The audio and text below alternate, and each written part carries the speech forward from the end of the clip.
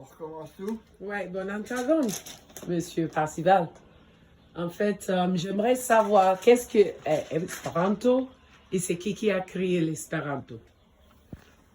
Alors, pour répondre à ta question, je te présente Ludovico Lazzaro Zamenhof, que beaucoup considèrent comme le créateur de l'espéranto. Mais ce n'est pas tout à fait vrai parce qu'il a correspondu pendant 17 ans avec 600 experts linguistiques qu'il a rassemblés au Congrès mondial de Boulogne-sur-Mer et qui lui ont aidé par leur correspondance à créer cette grammaire fondamentale.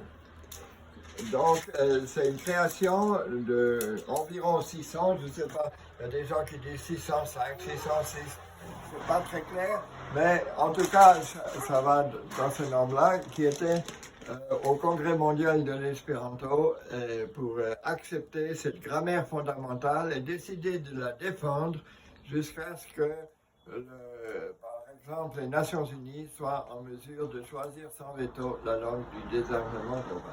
D'accord. Et ça, c'est quelle année? En 1905, à Boulogne-sur-Mer. Et le but pour créer cette langue, c'était quoi? Le but, c'était la paix entre l'Europe et la Russie, parce que c'était en polonais. Le docteur Zamenhof était un médecin polonais, qui était d'ailleurs un médecin fameux, parce qu'il n'envoyait jamais de facture à ses patients avant que le patient ait signé qu'il était d'accord avec, qu'il était content du traitement qu'il avait reçu.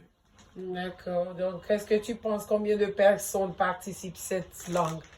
Alors là, moi, je n'ai pas Internet, je ne suis pas au courant. Mais là, vous avez qu'à regarder Wikipédia Espéranto et Google Espéranto.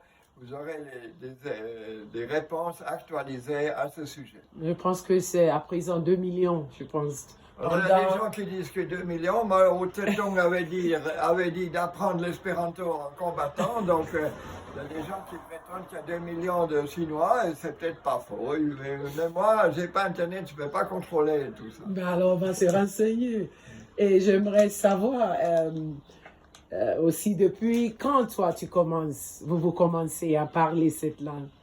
Ça fait combien de temps? Moi, il y a déjà 45 ans que j'ai commencé à apprendre l'espéranto en prison militaire.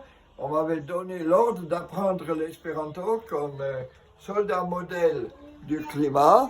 On m'a dit, si tu veux aider à créer un gouvernement mondial comme soldat du climat, tu dois apprendre l'espéranto jusqu'à ce que le gouvernement mondial soit capable de dire quelle est la langue du désarmement global sans veto.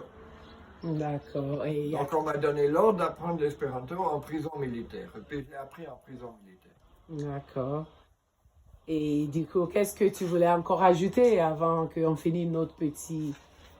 Alors là, je peux vous présenter un peu de la littérature espéranto. Ça, c'est un journal de la Société internationale de l'espéranto qui organise chaque année un congrès mondial de l'espéranto dans une autre ville du monde. Ça, c'est le journal chinois de l'espéranto. Ça, c'est un dictionnaire de poche espéranto qu'on peut commander en France. Et ça, c'est aussi un dictionnaire court d'espéranto qu'on peut commander en Suisse. Ça, c'est un autre journal, Heroldo, qui est édité à La Chaux-de-Fonds. Et ça, c'est du chocolat emballé avec des cours d'espéranto pour M. Biden et Poutine. Erdogan, s'ils mangent du chocolat ensemble et qu'ils apprennent l'espéranto, ben le monde entier apprendra l'espéranto. Je vous remercie.